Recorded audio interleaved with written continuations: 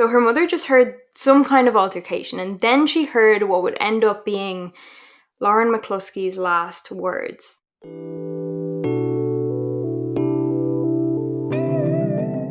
Hey guys, welcome back to my channel. If you're new here, please do subscribe, and if you're old here, hello again. My name's Kate Philpott.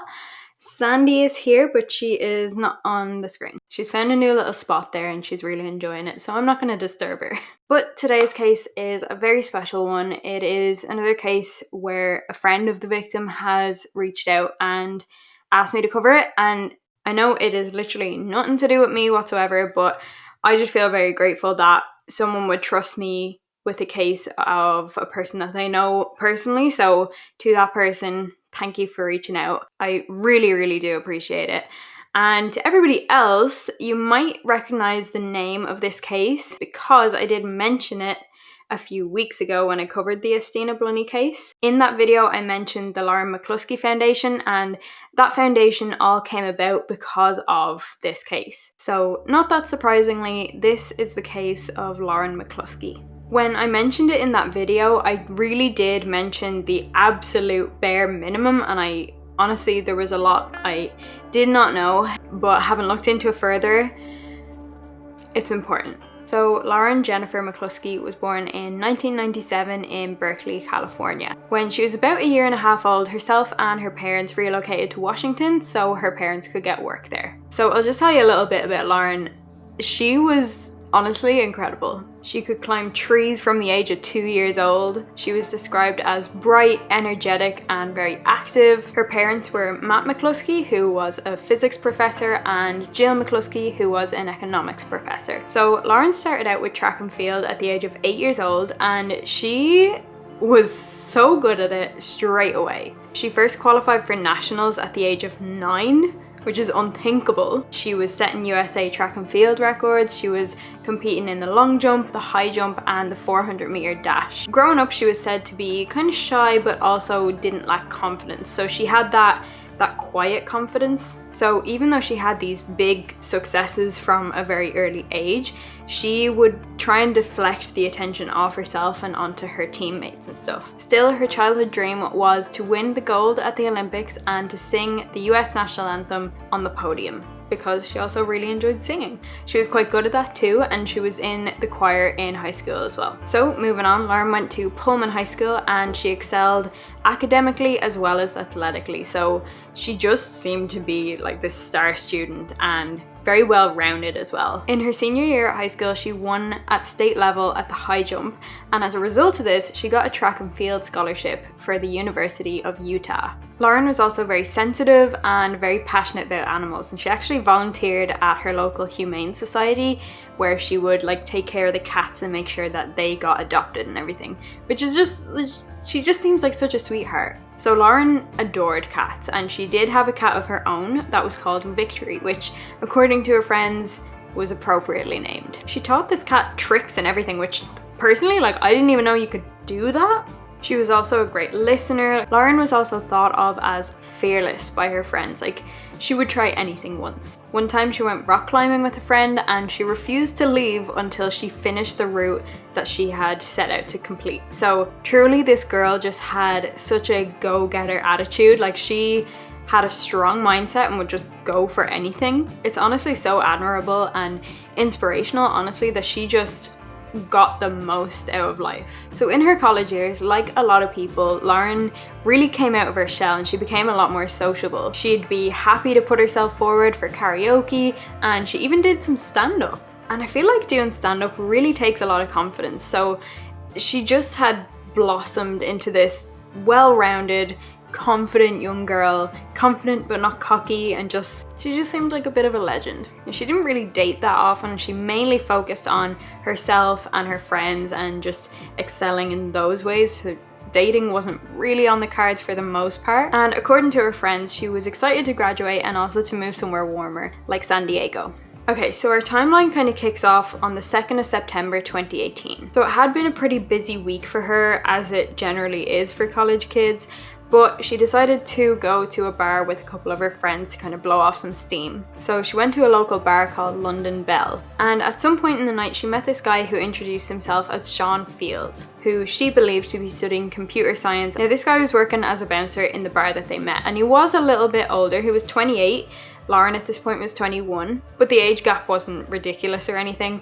But Lauren was very taken with his attractive looks and his attractive personality, and he did seem very charming. So they had a bit of back and forth, and eventually Lauren gave him her number, and they went on a date the following afternoon. Now this guy Shawn really turned the charm on. He was bringing her flowers, he was taking her on extravagant dates, just really charming the socks off her. So Lauren fell hard. Her friends described her as smitten, and her parents described her as in love. And they were at that early stage of dating where everything was just so fun and so exciting, and as well Lauren was relatively new to dating, so it was just this big exciting thing that she was getting so much attention from this older guy. So he would come visit her in her dorm a lot, and he would stay over quite a lot. But after, honestly, about a week, if not a couple of days, things started getting a little too much. Shawn was getting a little too clingy and controlling even. And this was literally about a week after they met, so way too soon for those kind of things to be showing. According to her friends, if he texted her or anything, she would drop everything and reply straight away so that he wouldn't get worried. Then he started telling her what to wear. He no longer allowed her to hang out with her friends, and he really was just keeping tabs on her. He even had her collect him from work at 2 a.m. and he would essentially force her to stay awake until 2 a.m. even if she had lectures, so that she could collect him from work. You know, part of me is like, oh, it really sucks when you're working really late and there's no public transport, or, you know, whatever the situation is, but they were only a week into dating, maybe a week or two, and surely he was fine up until he met her, so why be so, like, that's horrible. He also made her tell him who she was with and where at all times, like, bar none. On one occasion, her phone died, and he accused her of cheating. So this turned into a very unhealthy relationship very quickly. But again, Lauren was relatively new to dating, and she believed that if she continued to tell him where she was and who she was with, that he would learn to trust her. But this definitely was not how things went. And it wasn't long before things started to really take a toll on Lauren, and apparently you could see it in her face. She started looking miserable, like sleep deprived, looking like something was off, and her friends did grow quite concerned quite fast. She even started losing weight. And my guess is, as a track and field athlete, yeah, you probably have to maintain a relatively slim build, but if you're losing weight unintentionally, that's probably where issues can come up with your performance. Like, you're not going to have the same strength in your muscles or the same muscular endurance, so that might go on to create other problems for her. Also, when Shawn was hanging out with Lauren and her friends in her dorm, he started bringing up guns a lot, and he would just talk a lot about guns, and it almost seemed like it wasn't just that he was interested in them, but more so obsessed. So this made both Lauren and her friends very uncomfortable, fairly so. At one point, he even offered her a gun for her own protection, which she found very disturbing, and she did tell her friend that was working in one of the nearby buildings, and this friend was basically like, it's not against the rules to have a gun if you go through the right methods to get the license or whatever the, you know, procedure is. But in this sense, he was just giving Lauren an extra one, which definitely would have been against the rules. Moving on then, it got to the point where Shawn was staying in Lauren's almost every night, and Lauren really started getting worried because things just felt wrong. Lauren did express some concern to her friend Alex at the time, but Alex didn't say or do anything either because, I mean, she was kind of afraid of him too, and also she thought that if she did say or do anything, that Shawn would stop Lauren from seeing her. So soon after this, Lauren's friends actually got together and spoke with some staff members of the college, which honestly warms my heart because you don't know sometimes if your close friends are gonna have your back or if they're gonna even notice. It just makes my heart kind of happy that they were really looking out for her, you know. They told this staff member that Shawn seemed very controlling, dangerous and was spending a lot of time in Lauren's room. They also went to the housing officials a couple of days after this, but unfortunately no action was taken, because seemingly these reports didn't even reach the campus police or the campus behavioral team. So it was just like they told these staff members, and the staff members were like, in one ear, out the other, okay, bye, we've other stuff to deal with. So as time moved on, and when I say time, I don't mean a lot of time, I literally mean maybe 5 to 6 weeks after Lauren and Shawn first met, things started getting worse. Lauren was now stuck in this relationship that truly she didn't want to be in, and honestly, she was scared, and she realized that she didn't really know a lot about Shawn. She just knew his name. She knew his name was Shawn Fields, and he was 28 and he was studying computer science. That was essentially it. So on the 9th of October, she looked him up online and she found some very disturbing information. It turned out that Shawn Fields was actually Melvin Rowland, and also he was not a student.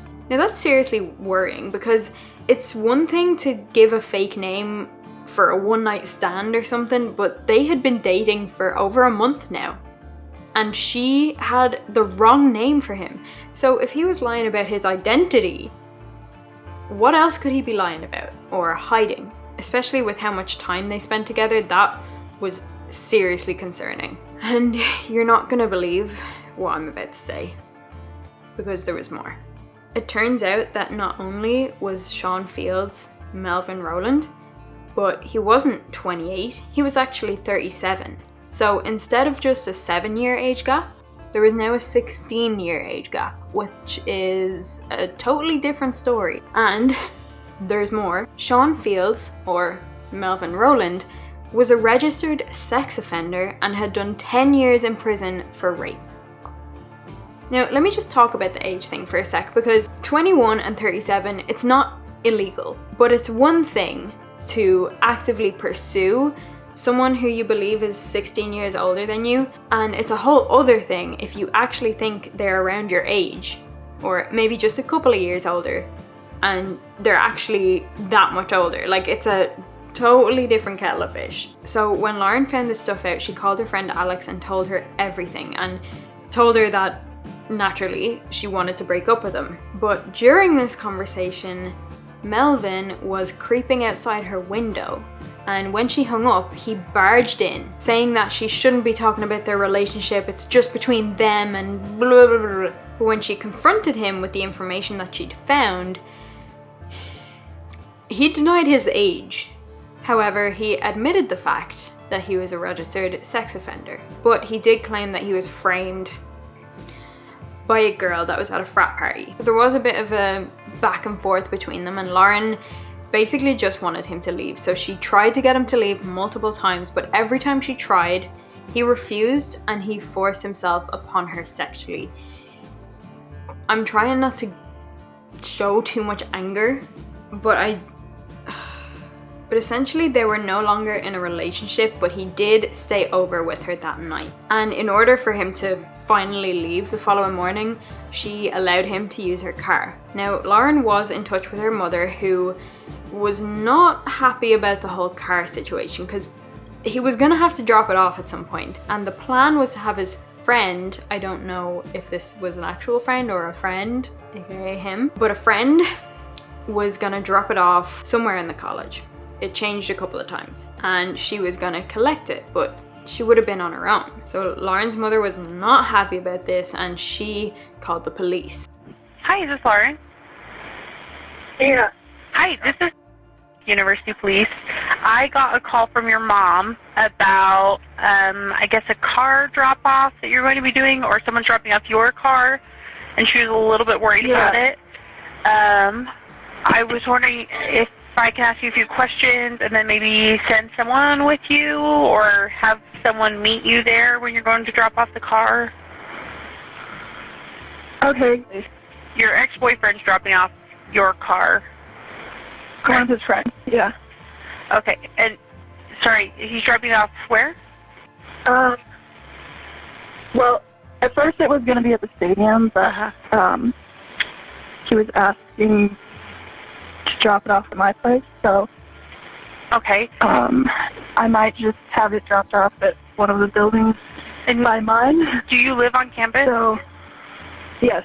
Okay, and what time is it getting dropped off? 5. At 5? Yeah. Okay. And this is, what building did you say it was again?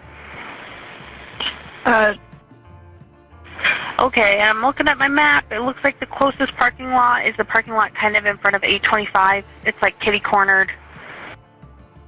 Yeah. So following all of this, Lauren filed a report to the university police against Melvin to protect herself. But after this, she started getting harassed over text. She didn't know who these hurtful and threatening texts were coming from, but kind of seems like Melvin would have something to do with it. These texts would be telling her to kill herself. Some texts even said that Melvin was dead. I've been getting these texts from these numbers that of different people saying that they were saying that he was in the hospital and then saying that that he passed away.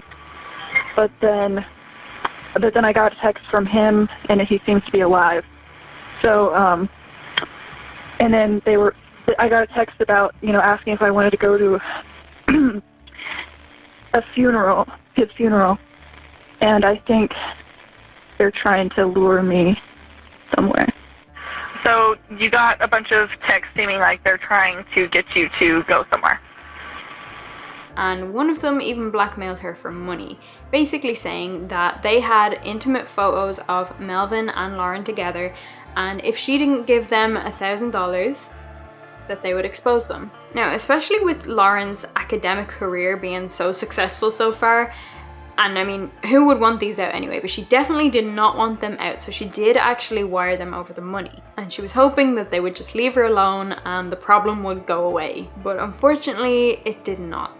So Lauren was texting the university police, calling the university police, showing up at their door, basically saying, "Hello, I need help." And they did absolutely nothing. Now, let's be honest here. She wasn't just making this up. There is no smoke without fire. So I don't know what they thought, what was going through their minds, if they thought it wasn't a real threat or whatever. But this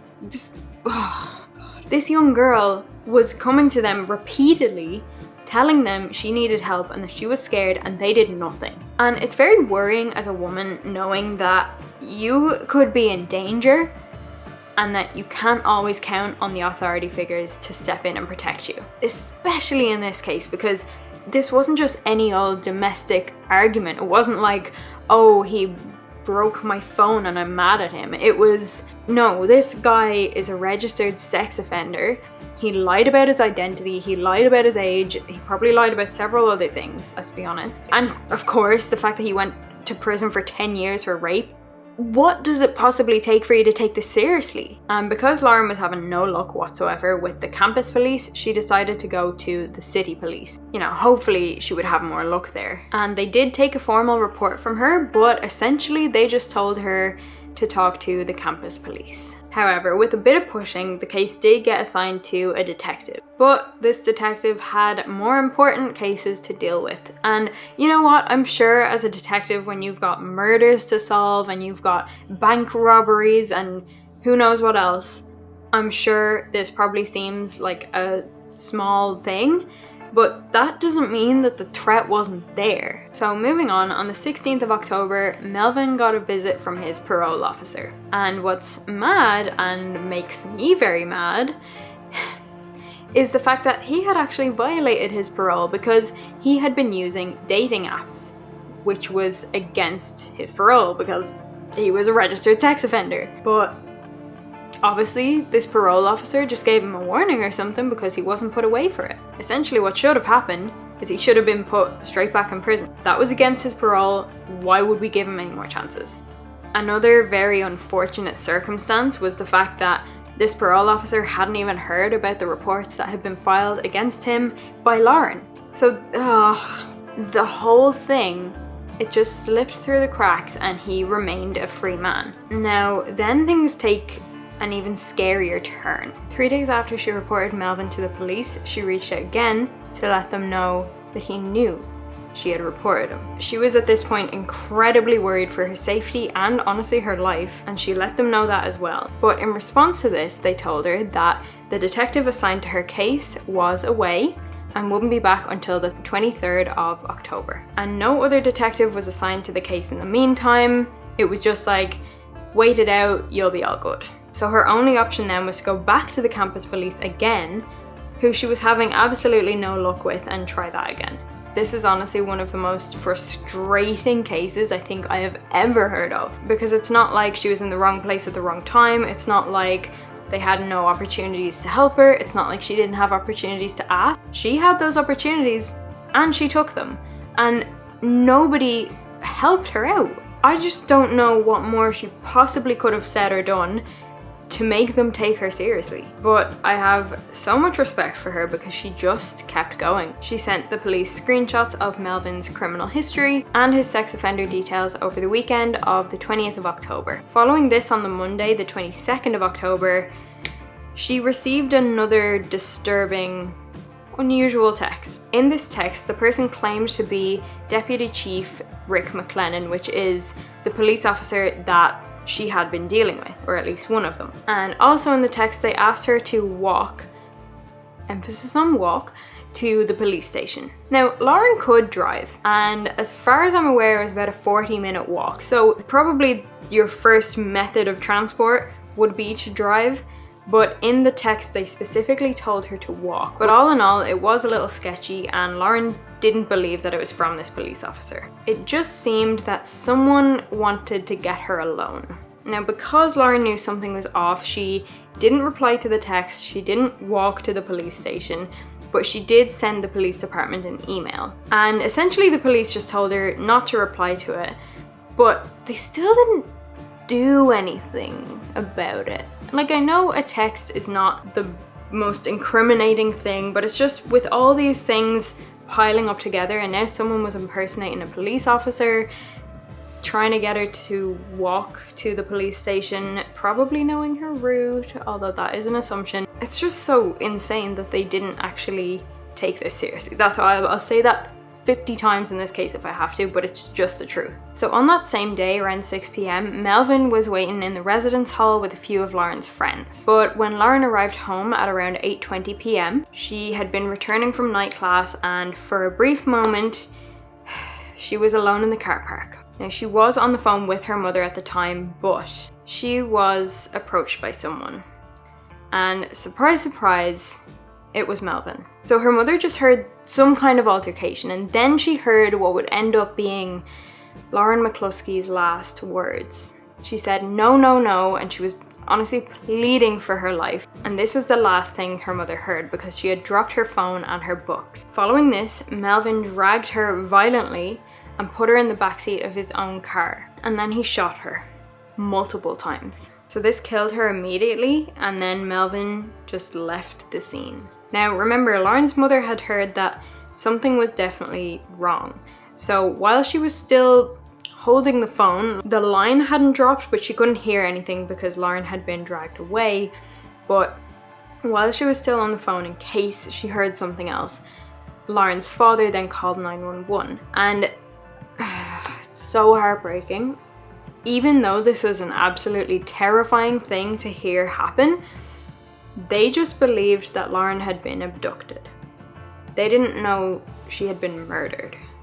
Hi, my daughter Lauren Mccluskey was talking to her mom, and then she just started saying, "No, no, no, no, no," and it sounded like someone might have been grabbing her or something. Okay. How long ago was this? This was just 2 minutes ago. Okay. Phil, can you come down here? Did she live on campus? Yeah. Okay. Listen. Okay, and what's her name? Lauren Mccluskey. And you said the phone line went dead? Yeah, the phone line went dead. Okay, have you tried calling her back? No, I'm sorry. The phone is not dead, but we can't. She must have dropped it and the phone connection is still here. So after not too long, police started arriving on the scene, and initially they found Lauren's phone and her books because they had just been dropped in the altercation. And it took a little bit of time before they actually found Lauren, but eventually they did find her in the back of what was just a car, which we know was Melvin's car. And if you're wondering where Melvin went after this, well, he went on a date. So this girl from a dating app picked him up and they went to a fancy restaurant together, and then they went back to her place. He had a shower and then she dropped him off at a coffee shop. And his thoughts were that this would be a possible alibi for him. However, thankfully, things didn't exactly go as planned. And because Lauren had been on the phone with her mum at the time of the altercation, this meant that things could move a lot faster, so police were already on his case. So before he could create this alibi, he saw Lauren's murder being announced on the news, along with his own picture as a potential suspect. Because, like, really, did he honestly think that he was gonna get away with that? Lauren was found in his car. It was public knowledge that they had briefly dated. Lauren had filed several reports against him to the city police and the campus police. Her friends knew that he was sketchy as he had a criminal record, he was a registered sex offender. Need I go on? Like, how did he actually think he was gonna get away with that? So after Lauren's murder was announced on the news, the girl that Melvin had just been on a date with, straight after killing Lauren, also saw the news, and she immediately notified police where she had just dropped him off. Also, can we just take a second? Like, can you imagine going on a Tinder date or something, then dropping the person off and then seeing that just before you had the date with them that they murdered someone that they had previously dated? But it was thanks to her that police did eventually locate him, and they did have to chase him on foot for a little bit, but this is when he ran into a local Methodist church. And when the police entered the church, they found Melvin dead with a self-inflicted gunshot wound. Oh my god, that angers me so much. First of all, it's too easy. He would never have to suffer the consequences of killing this beautiful young girl. And secondly, he didn't deserve that choice at the end. He did not deserve the control of whether or not he should end his own life.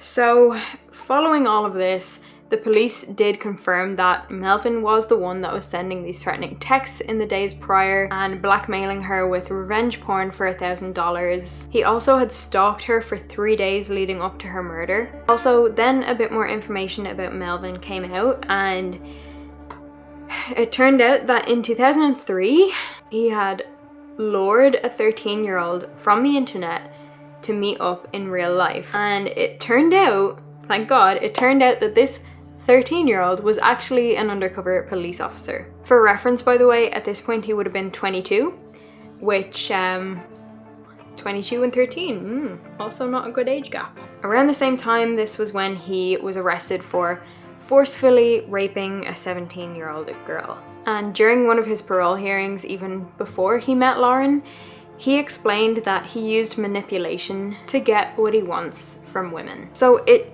terrifies me to think about all the girls who had interactions with this man, less than ideal interactions, that haven't come forward. Another reason why this was one of the most frustrating cases ever was the fact that this never should have happened. Lauren reported Melvin to the campus police multiple times. Nothing was done about it.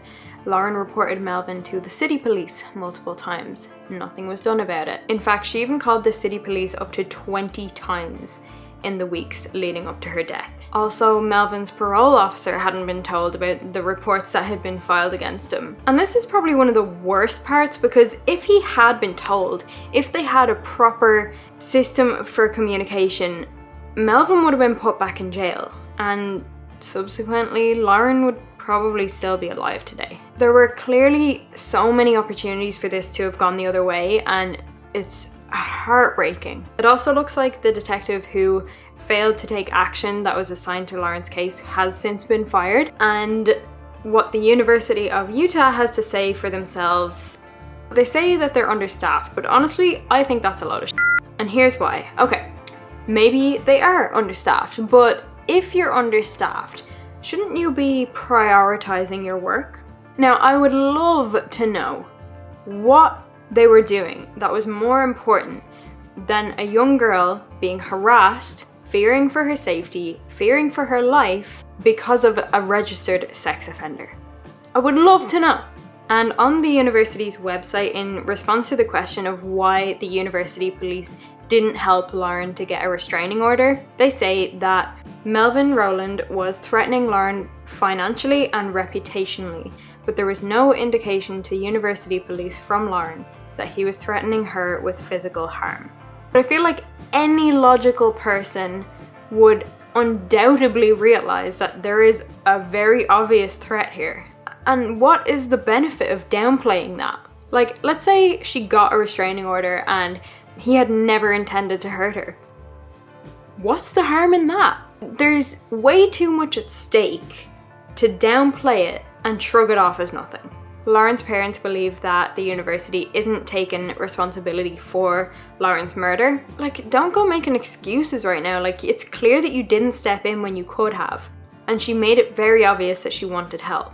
And I understand it's detrimental for the college's reputation and all this, but guess what? You're not looking too hot now anyway. However, despite all of this, the university pledges to make changes by doing more background checks, hiring more officers, increasing training, and organising better communication between the security, police, and the housing officials. And Lauren's parents were torn for months over whether or not they should file a lawsuit against the university, and after much consideration and the fact that the university never even really apologized to them, they decided to go for it. So they sued the university for $56 million in damage, and they plan on putting that money towards a safer campus. 2 days after Lauren's death, on the 24th of October 2018, a vigil was held for Lauren at the University of Utah. Her track teammates arrived wearing their track and field uniform to commemorate her, and they had this lovely ceremony and just really paid tribute to Lauren.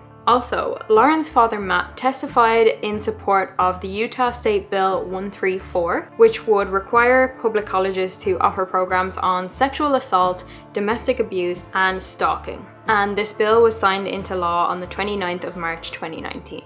And something quite incredible that did come out of this case was the Lauren Mccluskey Foundation. They support campus safety, amateur athletics, and animal welfare. So it really embodies Lauren, and it's an incredible legacy. Like I said, I did actually mention this foundation a couple of weeks ago when I covered the Estina Blunny case. But now that you know the full story of what actually happened to Lauren Mccluskey, it makes even more sense now to get yourself one of these stickers.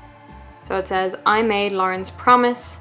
I will listen and believe you if someone is threatening you." Because unfortunately for Lauren, that wasn't the case. Putting yourself out there as an ally and as someone that people can genuinely trust, that people will know will believe them, that could literally be the difference between someone's life and death.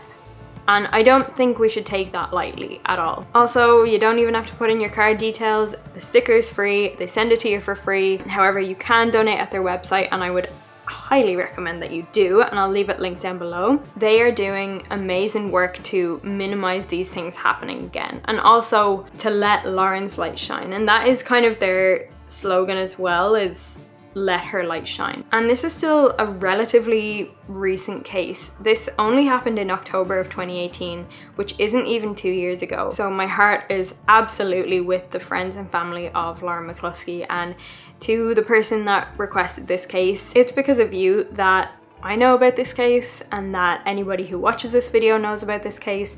And I know I don't have the biggest audience ever, but I feel like in cases like this with such powerful messages, and especially when there's a foundation involved, every single person that knows about it is like a credit to the world. So thank you for sharing it. So that brings me to the end of this video. If you did enjoy it, please leave me a like and comment down below. If you didn't enjoy it, go ahead and dislike it. And don't forget to turn the notifications on. It's on this side, the little bell beside the subscribe button. If you haven't hit it already, hit it. I also have a case suggestion form linked down below, so if there's anything that anybody wants me to cover. The benefit of having a small channel is the fact that I probably will get around to all of the requests that come in. So if there's anything at all you want me to cover, definitely leave it in there. And my Twitter, Instagram and TikTok are all katephilpott_YT. Thank you so much for watching, and I'll see you in the next one. Bye.